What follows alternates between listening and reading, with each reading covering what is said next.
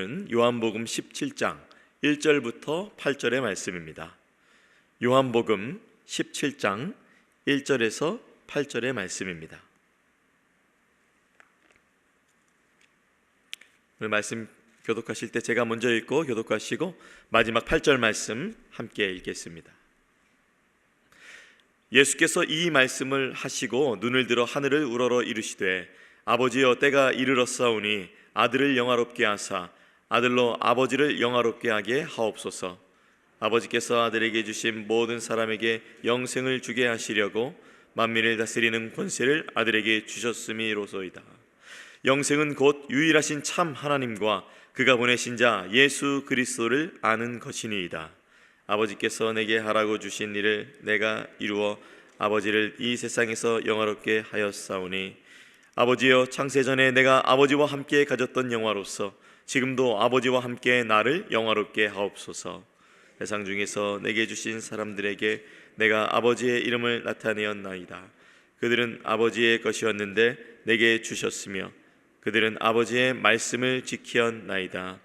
지금 그들은 아버지께서 내게 주신 것이 다 아버지로부터 온 것인 줄 알았나이다. 다 함께 나는 아버지께서 내게 주신 말씀들을 그들에게 주었사오며 그들은 이것을 받고 내가 아버지께로부터 나온 줄을 참으로 아오며 아버지께서 나를 보내신 줄도 믿었사옵나이다.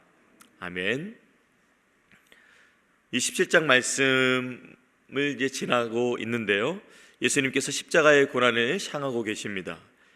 체포되기 전 절박한 상황 속에서 주님은 오늘 기도로 하나님께 아뢰는데, 저는 그 기도의 내용 중에 두 가지의 묵상 포인트를 여러분과 함께 나누고자 합니다. 바로 첫 번째 묵상은 바로 이것입니다. 고난 중에도 영광이 있습니다. 오늘 본문 말씀은 예수님께서는 체포되시기 바로 전에 하신 기도이죠. 예수님의 제자들과 작별 인사를 나누신 예수님은 잡히시기 전에 하나님과 어떤 기도를 드리셨을까요? 이 1절에서 5절 말씀의 구절을 보면 아주 재미있는데요, 여러분 양파 아시죠? 양파처럼 양파 그 중앙에 알맹이 열매를 주변 껍질이 감싸 안고 있듯이 1절과 또 4절의 5절 말씀이 2절과 3절 말씀을 감싸 안고 있는 것처럼 보입니다. 1절에서 5절 말씀에 가장 많이 등장하는 것은 바로 영화롭게입니다. 영화롭게. 1절과 4절, 5절은 하나님이 예수님을 통하여서 하나님이 영화롭게 되신다는 내용이고, 또 2절과 3절 말씀은 무엇이 예수님과 하나님을 영화롭게 하는지를 설명하고 있습니다. 더 자세히 들여다볼까요? 1절 말씀입니다. 예수께서 이 말씀을 하시고 눈을 들어 하늘을 우러러 이르시되 아버지여 때가 이르렀사오니 아들을 영화롭게 하사 아들로 아버지를 영화롭게 하게 하옵소서. 드디어 때가 이르렀다라는 말씀을 하십니다. 사실 요한복음 2장의 그 혼인잔치에서 예수님은 어머니께 아직 내 때가 오지 않았습니다라고 말씀을 하시는데, 지금까지 17장 이전에는 계속 때가 오지 않아서 피하기도 하시고 가리기도 하시고 또 도망가기도 하시고 그러셨는데, 이제 오늘 17장에서는 드디어 때가 이르렀다라고 말씀을 하십니다. 무슨 때인가요? 바로 예수님이 영화롭게 되시는 때, 하나님을 영화롭게 하시는 그 때가 온 것입니다. 구체적으로 말해서 예수님의 십자가의 고난과 죽음을 통해서 하나님이 영화롭게 되시는 때를 말하는 것이죠. 죽음이 영화롭다, 이 말이 좀 어쩌면 맞지 않는 것 같습니다. 왜냐하면 죽으면 슬프잖아요. 또한 예수님의 죽음에 대한 예고 때문에 제자들은 낙심도 되었잖아요. 죽음이 영화롭나요? 죽으면 끝이 아닌가요? 근데 이 죽음에 대해서 그 영화로운 그 이유가 2절 말씀에 이렇게 설명되어 있습니다. 2절 말씀입니다. 아버지께서 아들에게 주신 모든 사람에게 영생을 주게 하시려고 만민을 다스리는 권세를 아들에게 주셨음이로소이다. 그리고 3절 말씀, 영생은 곧 유일하신 참 하나님과 그가 보내신 자 예수 그리스도를 아는 것이니이다. 바로 이 죽음이 영화로운 이유, 또 하나님께 영광이 되는 이유는 예수님의 죽음을 통해서 죽었던 자들에게 온 인류의 죄악이 그 인류의 죄악을 짊어지시고 대속제물로 말미암아 모든 사람에게 영생을 주셨기 때문에 바로 영화롭다고 말씀을 하시는 것입니다. 이 요한복음에서 예수님이 받으실 영광의 의미는 분명한데요, 인자는 많은 열매를 맺기 위해 땅에 떨어져 죽은 밀알처럼 예수님의 죽음으로 하나님은 영광을 받으신다 하셨습니다. 또한 요한복음에서 십자가가 영광인 그 이유는 십자가가 인류를 향한 하나님 사랑의 깊이와 또 하나님을 따르는 자들을 향한 예수님의 사랑의 깊이를 나타내기 때문입니다. 물론 십자가에 지신 예수님 얼마나 아프고 고통스러우며 아무 죄 없이 그 자리에 가는 게 너무나도 억울하고 고난이 있으셨겠어요. 그렇지만 멸망당할 인류에게는 유일한 구원의 길이기 때문에 그것은 영광의 길이 되어지는 것입니다. 예수님은 고난에 집중하지 않으시고 고난 너머에 있는 영광을 지금 바라보고 계십니다. 그뿐만이 아니죠. 예수님의 고난의 의미는 예수님과 하나님의 관계와도 연결이 됩니다. 4절에서 5절 말씀입니다. 우리 함께 읽어볼까요? 시작. 아버지께서 내게 하라고 주신 일을 내가 이루어 아버지를 이 세상에서 영화롭게 하였사오니 아버지여, 창세전에 내가 아버지와 함께 가졌던 영화로서 지금도 아버지와 함께 나를 영화롭게 하옵소서. 이 4절에서는 예수님께서는 하나님께서 주신 일을 받으셨습니다. 그 일은 바로 온 인류에게 영생을 주시기 위하여서 십자가에서 죽으시고 3일 만에 부활하시는 것입니다. 예수님은 이 사명을 이루신 결과로 인하여서 하나님을 영화롭게 하셨습니다. 또한 이 일은 하나님만 영화롭게 하시는 것이 아니라 5절 말씀에 보면 이 영화를 하나님과 예수님이 이미 창세 전부터 가졌던 것이라고 말씀하시면서 지금도 그 영화, 그 영광을 함께 나누고 계심을 알 수 있습니다. 사랑하는 여러분, 사실 저는 오늘 이 말씀을 묵상하면서 1절 말씀 그 다음을 묵상하기가 사실 좀 참 어려웠어요. 왜냐하면 모든 사람의 죄를 짊어지시려는 십자가의 고난을 예수님께서 앞두고 계셨고 또 제자들의 배신을 앞두고 계셨던 상황 속에서 이렇게 하나님께 기도를 드린다는 것이 상당히 저에게는 무겁게 다가왔습니다. 예수님의 고난, 그리고 죽음, 그리고 배신당할 일들, 이 일들을 앞두시고 예수님께서 하나님께 하신 기도가 무엇인가? 바로 4절에서 5절 말씀, 나를 통하여 영광을 받아 주시옵소서. 간추리면 이것입니다. 어떻게 고난보다 하나님의 영광에, 하나님께 영광을 올려드리는 것에 집중하실 수 있으셨을까? 그렇게 할 수 있었던 이유는 무엇이었을까? 아마 이 자리에는 여러 고난과 어려움과 또 좌절 가운데 있으신 분들도 계실 거예요. 어떻게 하면 우리는 고난이 있는 상황 속에서도 그것을 이기며 나아가며 하나님께 영광을 돌렸습니다 라고 할 수 있을까요? 그것은 바로 하나님과의 긴밀한 관계 속에서만이 가능한 일입니다. 하나님께서 예수님께서 하라고 주신 일을 이루어 드린 것, 하나님의 부탁을 실행해 주신 것, 이것은 하나님과의 긴밀한 관계 때문에, 그리고 고난은 있지만 그 이후에 영광이 있기 때문에 그 길을 갈 수 있는 것입니다. 고난이 무척 힘든 것은 사실이에요. 그러나 예수님은 고난보다 하나님과의 관계 속에서 나에게 하라고 주신 일을 이루어 드려서 이 세상 가운데에 하나님의 이름이 영화롭게 되는 것을 중요하게 생각하셨습니다. 때로는 우리에게 주신 사명, 여러분에게 주신 사명을 감당하시다 보면 고난이 오실 수 있습니다. 또 나의 가족을 전도하는 일 가운데에 또 고난을 경험하시는 분들도 있고, 제가 알기로는 지금도 핍박과 외면을 당하시는 어려움 속에 있는 분들도 계십니다. 저희 친척 중에서는 예수님을 믿지 않는 가정에게 시집을 간 고모들도 참 고난을 많이 받았던 것을 저는 보았습니다. 그러나 결국 하나님께서는 또 그분 한 분을 통하여서 또 그 시댁을 구원하시고 또 영광을 받으기도 하셨죠. 또 특별히 제가 미국에 와 보니까 하나님께서 사명 주셔서 미국에 와서 사는 성도님들을 보니까 여기에서도 믿음 지키면서 고난 중에 있는 분들이 참 많이 있었습니다. 그러나 여러분 기억하세요. 고난이 고난으로 끝나지 않는 이유는 고난 뒤에 하나님께서 영광을 받으시기 때문이고 우리가 그 영광에 함께 동참할 수 있는 자로 부름받았다는 사실, 이것을 기억하시기 바랍니다.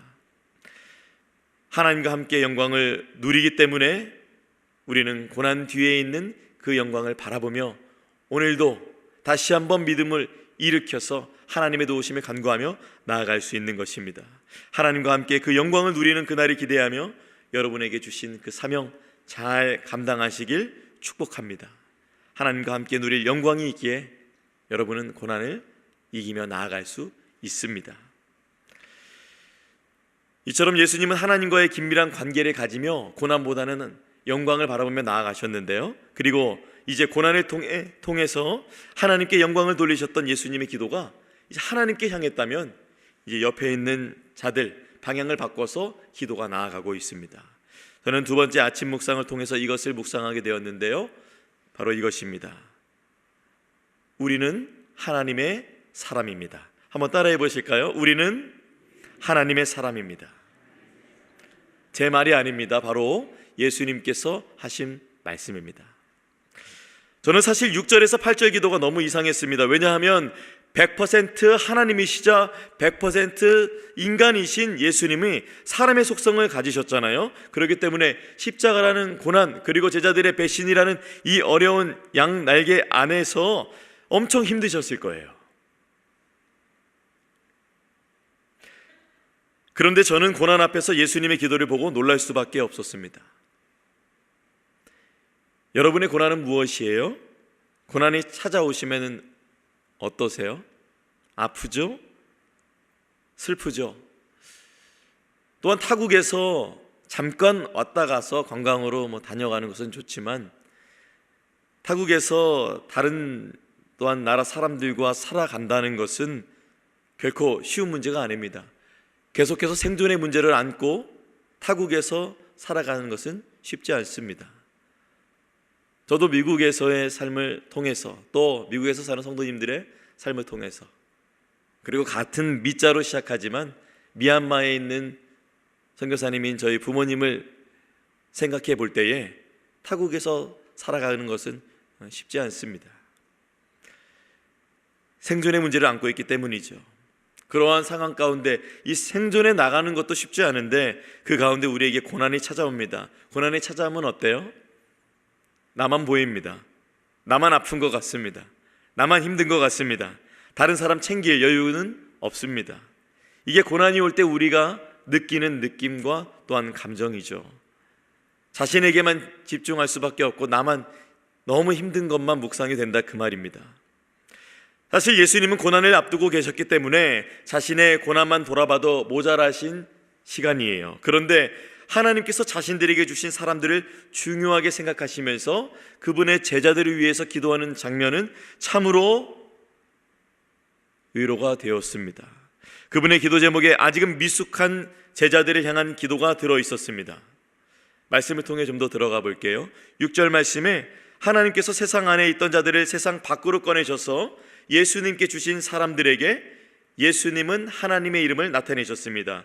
하나님께서 예수님께 주시는 자는 예수님께 오게 되었죠. 그들은 예수님의 말씀을 지켰고 예수님은 고난 중에도 그들의 모습을 칭찬하며 하나님께 기도하셨습니다. 6절 말씀입니다. 세상 중에서 내게 주신 사람들에게 내가 아버지의 이름을 나타내었나이다. 그들은 아버지의 것이었는데 내게 주셨으며 그들은 아버지의 말씀을 지키었나이다.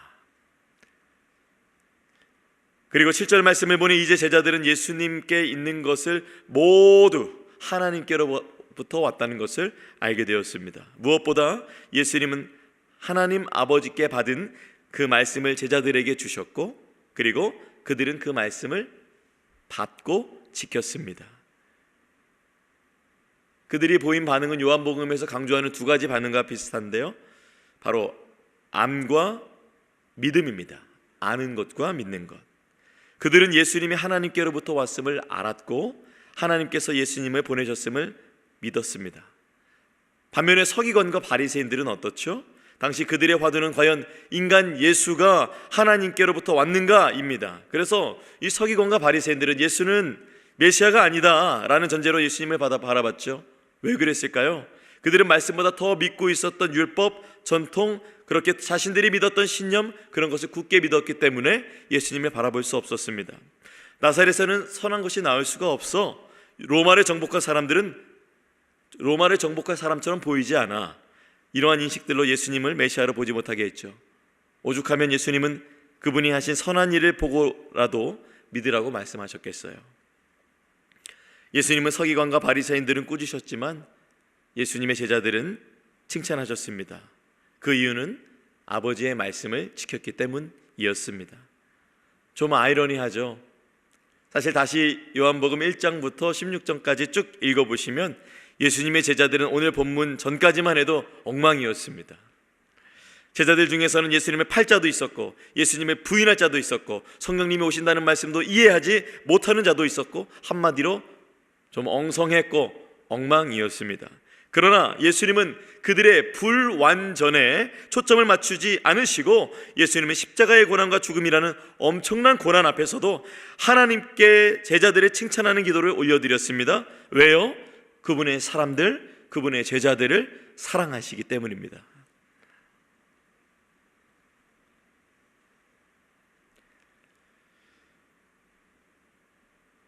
가끔 저희 둘째 딸에게 제가 이렇게 말할 때가 있었는데요. 이번 주에 아이랑 함께 잠깐 밖에 나갔다가 온 가족이 이렇게 엘리베이터를 타고 이렇게 올라오는 길에 제가 아이들이 예뻐서 특별히 이제 둘째 아이한테 이렇게 얘기했어요. 근데 이렇게 얘기한 이유는 이제 이게 첫째 아이한테는 안 통하기 때문에 둘째 아이에게 한 것이었는데요. 무엇이었냐면 이렇게 얘기했습니다. 시집 가지 말고 아빠랑 같이 살자. 첫째는 좀 커서 안 통해요. 이제 오빠도 눈에 들어와요. 친구도 눈에 들어와요. 근데 아직 둘째는 아직 가능성이 있어요. 제가 묻습니다. 시집 가지 말고 아빠랑 같이 살자 이렇게 얘기를 하니까 둘째 딸이 진지하게 묻습니다. 시집이 어디야? 하우스의 개념으로 어디에 이렇게 국한된 장소로 바라본 것 같아요. 거기 멀어? 이렇게 물어보는 거예요, 저한테. 이렇게 귀엽고 무지한 딸을 제가 지금 키우고 있습니다. 그런데요, 아직 미숙하고 미완성이어도 제 딸입니다. 제가 앞으로도 잘 가르칠 것이기 때문에 괜찮습니다. 제가 아빠니까요. 부모는 자녀를 잘 가르치는 사명을 받았죠. 잠언에서 그것을 말하죠. 그런데 만약 자녀가 부모의 말을 듣지 않으면 어때요? 사춘기 자녀를 겪으셨던 분들은 아시겠지만 아이를 향한 내 말이 들렸음에도 불구하고 그 말을 지키지 않는 자녀를 볼 때 마음이 아프죠. 말하는 것마다 반항하면 마음이 아파요. 말을 듣기는 하지만 지켜주지 않을 때 슬퍼요. 그래도 다행인 것은 이 사춘기도 지나가기 때문이죠. 그런데 자녀가 평생 부모의 말을 듣지 않는다면 부모의 마음은 어떨까요? 생물학적으로는 내 몸에서 나아져서 내 자녀가 맞는데 부모와 자녀의 관계가 다 깨어질 거예요. 들었는데 서로 지키지 않는다면 정서적 유대적 관계도 끊어지겠죠. 예수님께서는 오늘 말씀 속에서 그 제자들, 고난 중에서도 그 제자들을 품으시고 또한 그 제자들의 하나님의 말씀을 지켰다는 것에 대해서 말씀하고 계세요. 그들이 어떻게 반응하였는가? 바로 8절 말씀에 그들의 반응이 나옵니다. 어떻게 반응하였는가? 이렇게 말씀하시죠. 함께 우리 읽어보겠습니다. 시작. 나는 아버지께서 내게 주신 말씀들을 그들에게 주었사오며 이것을 받고 내가 아버지께로부터 나온 줄을 참으로 아오며 아버지께서 나를 보내신 줄도 믿었사옵나이다. 그들은 예수님에게 어떻게 했는가? 예수님의 말씀을 받고 알고 믿었습니다. 예수님의 말씀을 들은 것을 넘어서 말씀을 지켰고 그게 받았다는 표현이죠. 그리고 알았다는 것은 예수님이 하나님께로부터 왔다는 것, 예수님의 모든 것이 하나님께로부터 왔다는 것임을 알았고 그리고 하나님께서 예수님을 보내셨음을 믿었습니다. 받고 알고 믿었습니다. 예수님의 제자들은 예수님을 통해서 오는 하나님의 말씀을 받았죠. 그리고 이 말씀은 하나님께로부터 왔다는 것을 믿었습니다. 그래서 믿고 말씀을 지킬 수 있었던 것이죠. 받고 알고 믿는 것은 단계적으로 이루어지는 것이 아니라, 사실은 분리된 것이 아니라 함께 이루어져 가는 것입니다. 오늘날 우리는 말씀의 홍수의 시대에 살고 있죠. 유튜브도 얼마나 많은 말씀을 추천해줘요. 여러분이 원하시는 말씀도 때로는 많이 추천을 해주시고 보시기도 하시잖아요. 그런데 왜 이렇게 내 영혼은 사막 같은지, 너무 대비되지 않나요? 말씀의 홍수, 내 영혼의 사막. 그럴 때 여러분의 영혼을 점검할 수 있는 것은 내가 듣고 있는 말씀이 정말 하나님께서 나에게 주신 말씀으로 믿고 듣고 지키느냐라는 것입니다. 그것을 알고 들었다면 믿는다는 말인데, 믿음은 말씀을 지키는 것을 통해서 그 믿음이 또한 나타나게 되어 있죠. 말씀을 지키면 우리가 예수님과 긴밀한 관계 속에 있게 되는 것이며, 이것이 또한 아름답게 증명되는 것입니다. 요한복음 14장 15절에는 이렇게 말씀합니다. 함께 읽어볼까요? 시작. 너희가 나를 사랑하면 나의 계명을 지키라. 사랑하는 여러분, 여러분이 하나님의 자녀로서 이 2025년 이제 우리가 3월 첫날이 오늘이잖아요. 어떠세요? 2월까지는 어떠셨어요? 사명자로, 주님의 제자로, 주의 귀한 성도로서 살아갈 때에 혹시 마음이 공허하고 지치고 실망스럽지는 않으세요? 그렇다면 다시 한번 오늘이 3월의 첫날에 여러분의 마음을 이 말씀으로 점검하시길 간절히 바랍니다.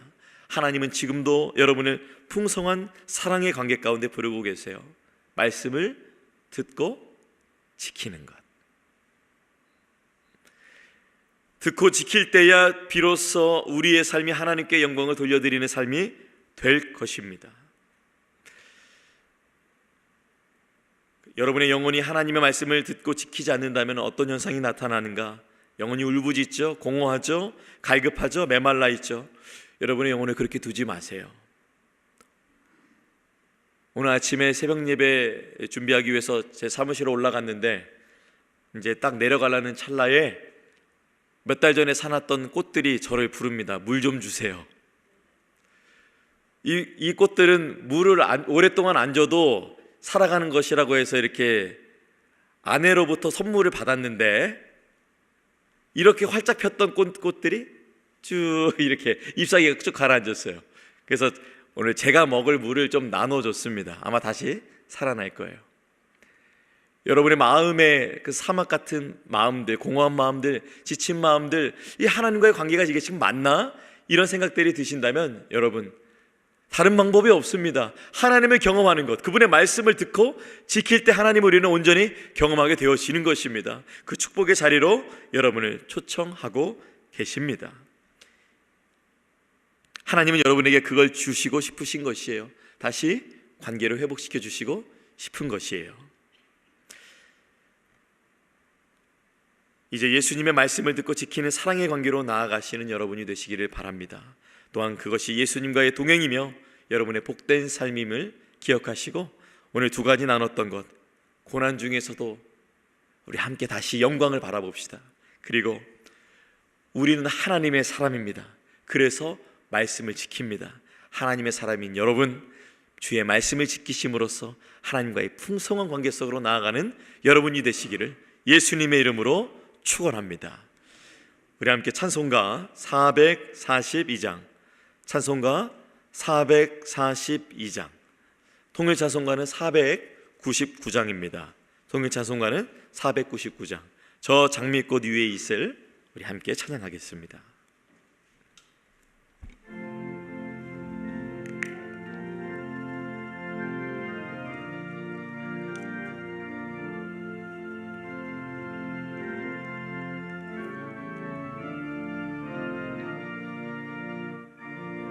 우리 주님 생각하면서 우리 같이 찬양하겠습니다. 저 장미꽃 위에 있을 아직 맺혀 있는 그때에 귀에 은은히 소리 들리니 주 음성 분명하다. 주님 나와 동행을 하면서 나를 친구 삼으셨네. 우리 서로 받은 그 기쁨을 알 사람이 없도다. 그 정한 주의 음성 오늘 새도 잠잠케 하나. 괴로운 세상에 할 일만 늘기에 쟁쟁하다. 주님 나와 동행을 하면서 나를 친구 삼으셨네.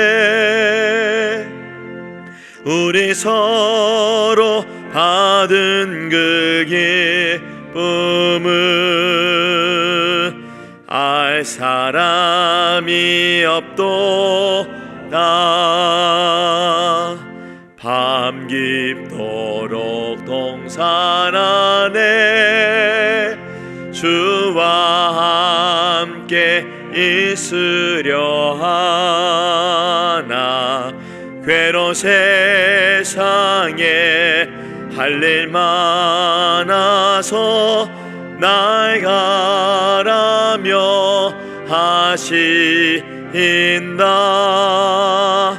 주님 나와 동행을 하면서 나를 친구 삼으셨네. 우리 서로 받은 그 기쁨을 알 사람이 없도다. 아멘. 이 시간 우리 함께 기도하기 원하는데요, 우리 첫 번째로는 말씀에 반응한 기도를 하기 원합니다. 하나님께서 주신 사명의 길에는 고난이 있지만 그것을 통해 하나님께서 영광 받으신다는 사실을 기억하며 우리도 영광을 바라보며 전심으로 주님을 사랑하는 제자가 되도록, 그리고 예수님을 더욱 사랑하고 말씀을 지키는 신실한 성도가 되어서 하나님께 영광 돌리는 삶이 될 수 있도록 우리 함께 기도하겠습니다.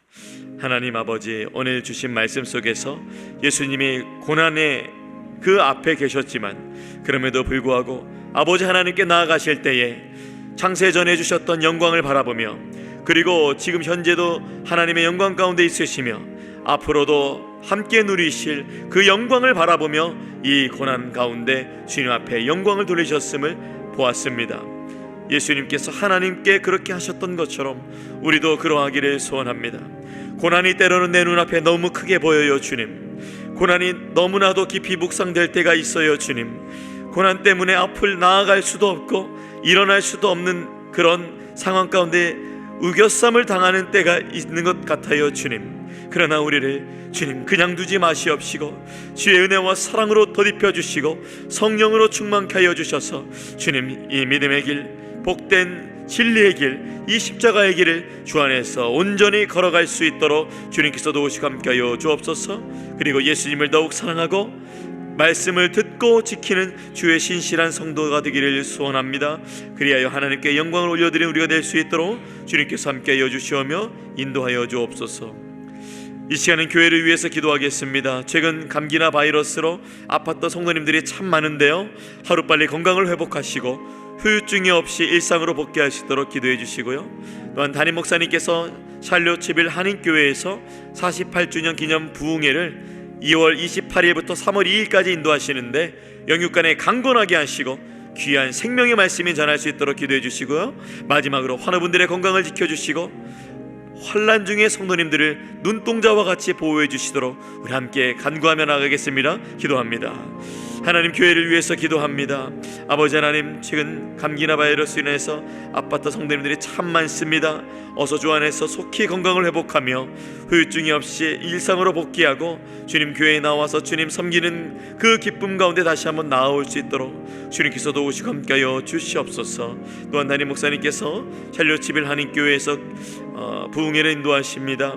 귀한 말씀 전할 수 있도록 주님께서 함께하여 주시오며 영육간의 강건함 더하여 주셔서 부흥회를 인도하는 가운데 주님의 성령의 충만함으로 힘입어서 귀한 사명 잘 말씀 사역 감당할 수 있도록 주께서 함께하여 주옵소서. 환한 분들이 있습니다. 환난 중에 성도님들 눈동자와 같이 지켜주시옵시고 그분들의 눈물을 닦아주시옵시며 아버지 하나님께서 온전케 됨을 온전케 하심을 경험할 수 있는 귀한 분들 될 수 있도록 주께서 함께하여 주시옵소서. 마지막으로 나라와 민족과 열방을 위해서 기도하겠습니다. 대한민국이 속히 안정을 찾고 복음 안에서 하나 되며 주님께 귀히 쓰임받는 나라가 될 수 있도록, 그리고 한국과 미국의 지도자들이 주님의 얼굴을 구하고 경외하게 하시며 두렵고 떨리는 마음으로 하나님 보시기에 선한 뜻을 행하며 나라와 민족을 잘 이끌 수 있도록 기도해 주시고요. 또한 이다윗 이메리 선교사님의 성령 충만함과 영육간의 강건함을 위하여서 기도해 주시고요. 마지막으로 중동의 정세가 속히 안정이 되고 우크라이나와 러시아의 전쟁이 평화적으로 종식될 수 있도록 함께 기도하시겠습니다. 하나님 아버지, 나라와 민족과 열방을 위해서 기도합니다. 특별히 우리 대한민국 속히 안정을 찾기 원합니다. 복음 안에서 하나 되기 원합니다. 주님께 귀히 쓰임받는 나라가 되기를 원합니다. 주님께서 함께하여 주시옵소서. 또한 한국과 미국의 지도자들이 주님의 얼굴을 구하며 경외하게 하시며 두렵고 떨리는 마음으로 하나님 보시기에 선한 뜻을 행할 수 있도록 주님께서 그 마음 가운데 주장하여 주시옵시고, 아버지 하나님, 한국과 미국의 모든 교회와 또한 귀한 성도님들 주님께서 아버지 하나님의 놀라우신 도구로 사용하여 주셔서 아버지 하나님의 이 기도의 제목이 이 나라와 민족 가운데 잘 성취될 수 있도록 주께서 인도하여 주옵소서. 이다윗 이메리 선교사님 선교의 사명 감당하고 있습니다. 어렵고 지치고 환난 중에 있다 하더라도 아버지 하나님께서 주신 사명 잘 감당할 수 있도록 도와주시오며 선교의 사명을 감당하는 가운데 필요한 사람과 물질과 기도의 후원자들과 아버지 하나님께서 그 모든 필요한 것들을 다 공급하여 주셔서 선교의 귀한 사명 잘 감당할 수 있도록 주께서 선교사님들께 함께하여 주시옵소서. 그리하여서 모든 영광 하나님께서 받으시고 그것을 보는 우리들 또한 하나님께 영광을 올려드리는 시간 우리가 될 수 있도록 주님 선교의 길 잘 감당할 수 있도록 주께서 함께하여 주옵소서. 중동의 정세가 아버지 하나님 어지럽습니다. 주 안에서 안정을 찾게 도와주시옵시며 우크라이나와 또한 러시아의 전쟁이 주 안에서 평화롭게 종식될 수 있도록 주님 이 모든 상황 가운데 주의 계획과 인도하심을 나타내 주시옵소서. 오 주님, 인도하여 주시옵소서. 사랑의 하나님, 오늘도 우리 가운데 귀한 예배 자리에 나와서 주님께 기도할 수 있게 하시며 입술을 열어 찬양하게 하시고 주의 말씀을 듣게 하시니 감사합니다. 이 은혜를 주셨사오니 우리가 하나님의 사람임을 기억하며 하나님의 말씀을 지키는 것에 생명 걸고 나아갈 수 있는 우리가 될 수 있도록 우리의 마음을 주장하여 주시옵소서. 때로는 우리 마음 가운데 고난이 찾아와서 너무 고난이 크게 묵상되고 나의 문제만 커 보이고 다른 사람은 보이지 않을 때가 있습니다.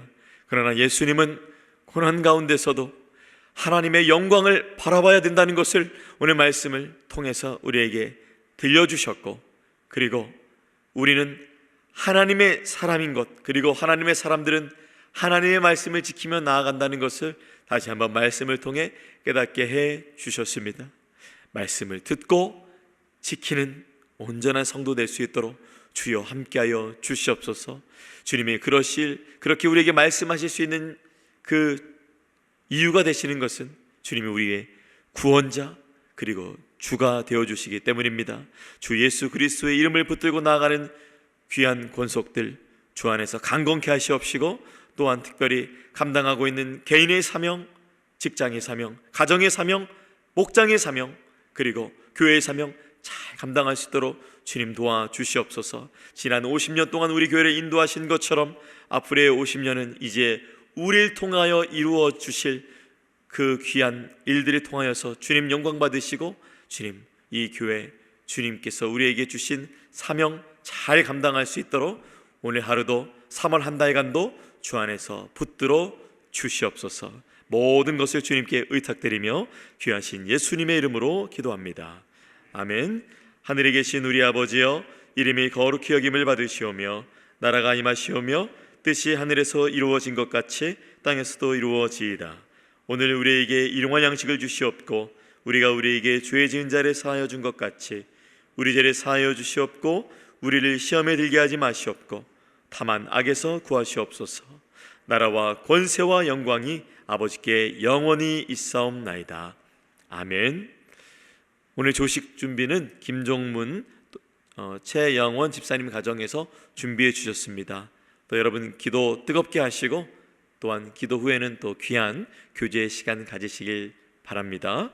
오늘 또 7시 30분에는 또 귀한 목자분들 모임이 있으니 잘 기억하시고 참석해 주시면 감사하겠습니다. 각자의 기도의 제목으로 기도하시겠습니다.